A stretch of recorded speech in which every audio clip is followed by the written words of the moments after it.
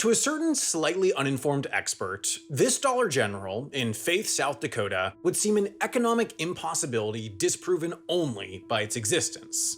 Faith is a tiny place, a remote, no stoplight prairie town of 367. It's got a couple of gas stations and a couple of inns and restaurants and an auto parts store, but what it doesn't have is a single nationwide brand. It doesn't have a single branch of any store, restaurant, or service that exists beyond the region around, except for Dollar General. But that doesn't explain the full extent of the anomaly, because Dollar General isn't just the only chain in Faith, it's the only chain in a 45-minute radius until one arrives at this Dairy Queen in the far larger 3,000-person tribal capital of Eagle Butte. A 367-person population just isn't typically enough to attract a nationwide brand. There's just not enough money in the area to make capturing it attractive, and yet somehow, Dollar General makes it work. While perhaps an extreme example, there's no secret about Faith. It's not some tourist mecca, it's not an interstate oasis, it does sit at the intersection between a state and US highway, but it's not on the fastest route between any two cities, so this store, somehow, is sustained by the tiny community that surrounds it. This is anomalous in the context of national retailers, but not in the context of Dollar General. They're consistently persistent in places simply too small for other chains. Its next nearest location to the north is in a town of 1,200, to the east 1,100, and to the south and west 540 and 590 respectively. Walmart is also one of the most regular retailers in rural America, but they don't even come close to these numbers. There's no way to know for sure which are their lowest traffic stores, and therefore what the minimum population that can support their economics is, but by letting the quantity of Google reviews act as an imperfect proxy, their location in Gunnison emerges as Colorado's least popular location. 6,700 live within a 20-minute driving radius of this store, but revenue is likely buoyed by its positioning at the start of the dead-end highway up to the tourist town of Crested Butte. Similarly, Wyoming's least popular Walmart is its outpost in Rawlings, with a 6,300-person population within the same radius, but once again, its revenue is likely boosted by its location along Interstate 80. So perhaps the best evidence of the minimum population to support the retailer's economics comes from Alaska, where its least popular store sits on the island of Kodiak. 8,700 people live within a 20-minute radius, and there's clearly no interstate traffic coming through. Walmart revolutionized retail through its ability to turn a profit in small remote communities like Kodiak. Its impact decimated the American Main Street, but Dollar General has taken that to a new extreme. Where Walmart entrenches itself in the thousands, Dollar General deals in the hundreds. This revolutionary retail concept starts on the inside. Total staff headcount at a given location typically sits between 6 and 10, and of those, just 2 or 3 might work at a given time. Given typical hourly rates and typical opening hours, that means Dollar General can spend as little as $300 to $400 a day staffing their lowest traffic stores. Then there's product offering complexity. A Walmart averages 140,000 unique products. They'll sell Coke in 10-count mini cans, 30-count mini cans, 12-count full-size cans, 24-count full-size cans, 12-count mini bottles, 6-count full-size bottles, 12-count full-size bottles, 1-count 2-liter bottles, 4-count 4-liter bottles, and then they'll offer all these sizes for Diet Coke, Coke Zero, Cherry Coke, and then they'll offer this same spread for every other soda brand and its variants, which is incredibly convenient. They have the exact soda, variant, bottle size, type, and quantity that any given person wants, but the permutations really add up. More individual products require a more complex supply chain, more floor space, and added staffing dedicated to organization, which adds to cost for the retailer. Dollar General, meanwhile, keeps it simple. They offer just 10,000 unique products, but they do this primarily not by reducing how many product categories they sell, but rather the optionality within each category. In a way, they're trying to be a mini Walmart, offering a one-stop shop experience as long as you're willing to compromise on brand, size, quality, or quantity of a given product. So whereas Walmart has a pan or toilet paper or detergent aisle, Dollar General has a pan, a toilet paper, or a detergent. Now, Walmart is likely able to purchase Tide detergent from Procter & Gamble for a fairly low price because it's the largest retailer in the world and therefore has very strong negotiating power. If it were to stop stocking Tide, P&G's revenues would take an enormous hit. But correspondingly, given the popularity of Tide, Walmart could take a hit if consumers decided to go to Target to buy the brand instead.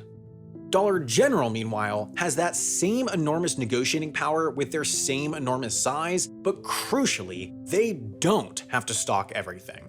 Walmart's competitive advantage is that they're the definitive one-stop shop. They combine the local supermarket, hardware, electronics, home goods, and clothing stores into one.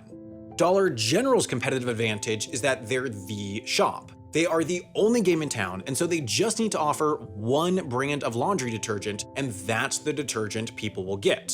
This bestows enormous negotiating leverage. Manufacturers will bend to their whims in order to become the Dollar General detergent supplier, meaning they might be able to get a similar or even better deal from P&G on detergent pricing than even Walmart. That's what leads to products like this: Dollar General's $1 Tide brand detergent. To balance the retailer's need for a low-cost offering with their desire to maintain a premium name brand image, Procter & Gamble has gone out of their way to manufacture a $1 Tide detergent bottle. Now, Walmart actually sells this same product for less. Their 128 fluid ounce size works out to under 12 cents per load, almost half of Dollar General's 20 cents per, but Dollar General's target consumer is one who is severely cash-strapped. They cater to the class of consumers that might want to spend $10 on bulk detergent that will last for months, but chooses the $1 option regardless to keep enough cash on hand to pay rent before their next payday. So Dollar General actually charges more per load, and even better, their consumer will want to come back sooner than Walmart's to buy a refill, at which time they'll also buy whatever else they need, therefore extracting more revenue. But Dollar General's true strategic linchpin is the most anomalous aspect of its business model: its remote locations. The retailer has turned what would be a weakness for others into the core of its strength. It starts with cost. Rent at this store in North Creek, New York is $118,000 a year, at this store in Sullivan, Maine, $103,000 a year, and at that Faith, South Dakota location, $106,000 a year. That works out to between $300 and $400 in rent per day, which, added to their $300 or $400 in daily staffing costs, underpins Dollar General's ability to run a store with under $1,000 of overhead per day. In general, they just won't set up a location in a place where they'll have to pay over $150,000 or so in annual rent. It just breaks their low-cost business model. But low rent costs are far from the key that unlocks rural America. Rather, remoteness itself enables their remoteness. Take their location in Haven, Kansas. This is a town of 1,170 that simply does not have a grocery store. They have a gas station and a liquor store and a coffee shop and diner, but they don't have a grocery store.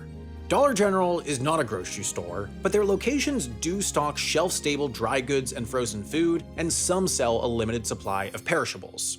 The closest dedicated grocery store is a full 10-minute drive away in the next town, and it's small, not one that could necessarily fulfill all of a person's needs. The closest supermarket is a full 22 minutes away in the city of Hutchinson, so what happens in practice when Dollar General enters a market like Haven is that rather than making that 10 or 22-minute trip, people shop out of the local Dollar General for regular day-to-day needs, then make less frequent trips to the distant grocery store for fresh and specialty items. But increasingly, this pattern isn't confined to Dollar General, and it isn't confined to rural America either. This is Atlanta, Georgia, and the surrounding cities, suburbs, and communities that comprise much of the broader Atlanta metro area. This is a map of their most common grocery stores: Whole Foods, Trader Joe's, Lidl, Publix, Kroger, and Walmart.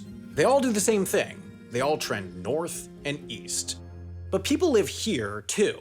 And they too need food to eat and stores to buy food to eat. For anyone, this would make grocery shopping more of a pain than it already is. Making things more difficult though, this gap of grocery stores is also home to the metro area's least mobile, as these census tracts contain, in the words of the USDA's Food Access Atlas, more than 100 households with no access to a vehicle and are more than a half mile from the nearest supermarket. Unsurprisingly, this correlates closely with tracts that are low income, as all these areas have a poverty rate of over 20% or a median family income of less than 80% of the median income for the state or metro area.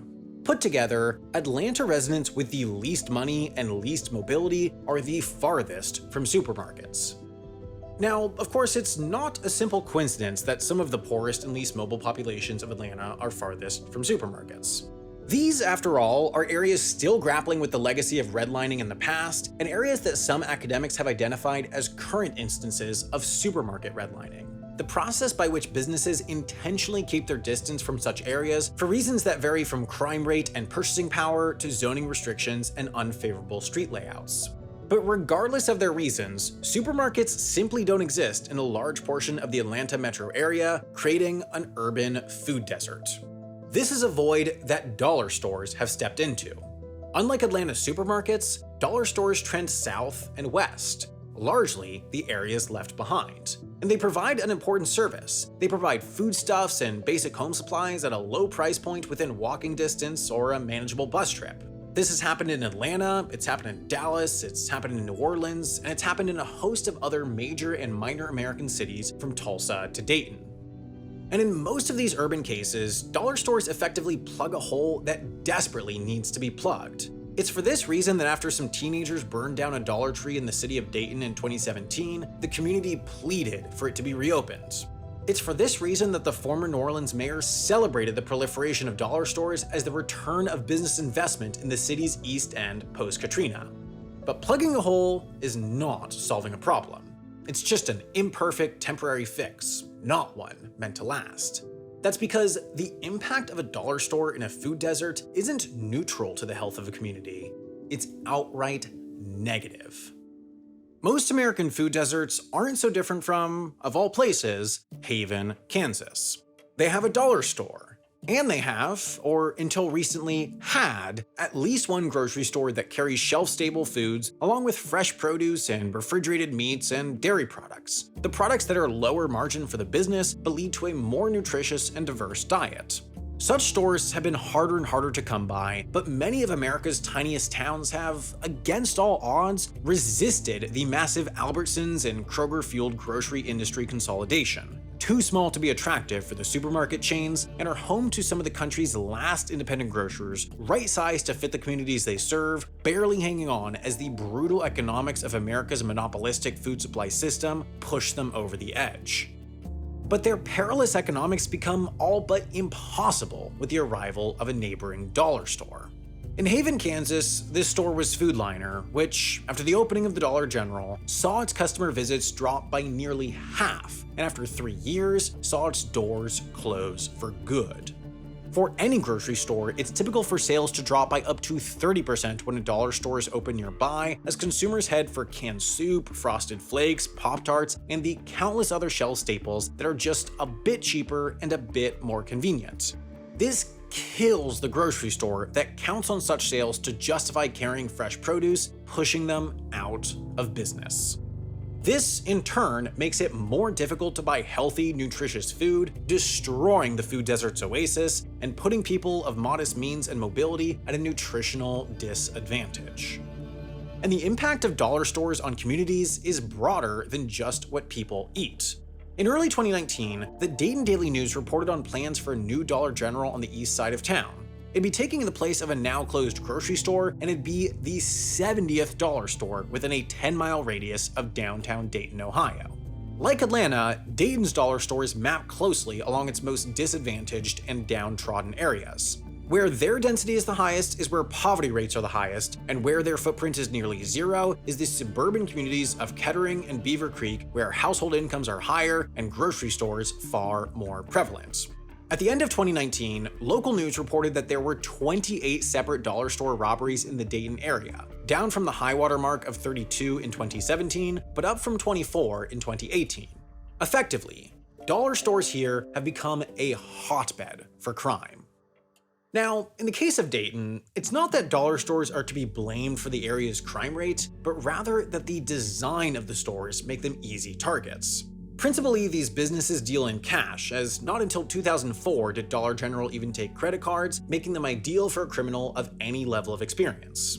Beyond cash, overflowing trash outside, cluttered aisles inside, full window advertisements, light staffing, and outdated, poorly placed cameras, all hallmarks of dollar stores, both attract opportunistic burglary and make it difficult for police to safely navigate once they arrive on scene.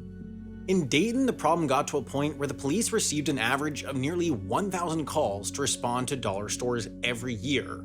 In response, the police began to proactively work with Family Dollar employees to establish policies and management practices, from upkeep to more frequent cash transfers, that would reduce vulnerability. But the training just didn't take, as employees turned over so frequently and cared so little about their near minimum wage employer that they simply couldn't be bothered. Such high resignation, in both senses of the word, point to another long-standing issue only exacerbated by the arrival of dollar stores. Along with further drying out food deserts and tempting crime, dollar stores provide areas with only a few meager jobs. The lean labor model may work for dollar stores' profitability, but it doesn't do much for the surrounding community. To keep labor costs low, a dollar store will only employ 6 to 10 people, and they'll only be paid around minimum wage. Dollar General, for instance, pays 92% of its employees under $15 an hour. By themselves, these numbers are bad, but they get worse once considering the grocery store that it might have replaced. That independent grocer provides around 20 jobs. The dollar store, less than 10. That independent grocer's profits stay circulating within the local economy, dollar store profits are whisked away to faraway investors. With food, crime, and jobs, dollar stores aren't the root of a problem that impacts low-income communities, nor are they the answer. They're a creative response to problems that take advantage of problems and then exacerbate those problems. But perhaps the most foolproof evidence to articulate that dollar stores are just plain bad for rural and urban America alike is the fact that the communities themselves are pushing back against their advance. In response to the lack of pay and the danger inherent in working at Dollar General, employees in 2023 protested around the company's headquarters in Goodlettsville, Tennessee for better working conditions.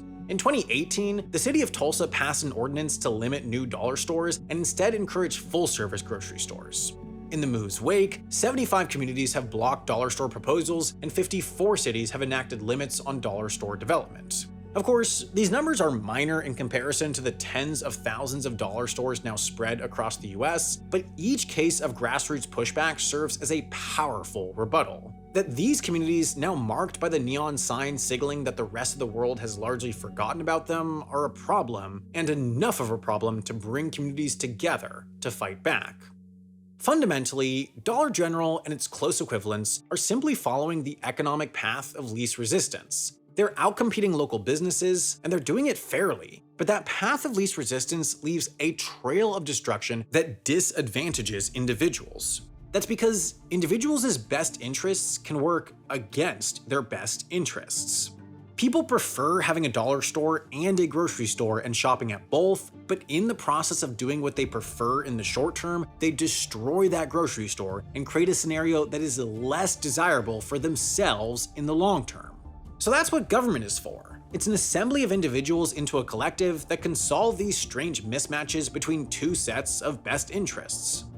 The American Main Street is a fragile environment. It's already taken a beating as big box retailers built up across the country, but that battle was fought from a distance. The one thing Walmart couldn't compete with was the locational convenience of small town stores for small towns. Dollar General can, and it is. It's got a simple yet unbeatable business model. It's a black hole that sucks up variety and vitality and litters the American landscape with these perfectly destructive beige boxes. Something I've noticed is that, despite being a very busy person, I always seem to have small little gaps in my day where I end up just scrolling Twitter or TikTok or Reddit, and while that's fine in moderation, I find myself using the excuse of I don't have time for why I don't do certain things that I genuinely want to do. That's why I'm such a big fan of our sponsor, Brilliant. One of the things I want to do is learn new things, but that's often pretty tough to do without a big block of open time. But Brilliant designs these fantastic interactive courses on STEM subjects that are broken down into bite-sized chunks so you can legitimately fit learning something like astrophysics into basically any schedule. And again, the courses are legitimately well designed, so you're actually engaged and you actually learn stuff since they break big concepts down into their intuitive base principles, then bring them back together progressively as you go. I find it so satisfying to learn something new, especially when it's something that I never could have imagined having a grasp on, like calculus or complex numbers or quantum science. Basically, if you're the kind of person that likes challenging yourself to learning new things, Brilliant is for you, so you should go to brilliant.org/Wendover to try everything Brilliant has to offer free for a full 30 days. Plus, the first 200 to use that link will also get 20% off Brilliant's annual premium subscription.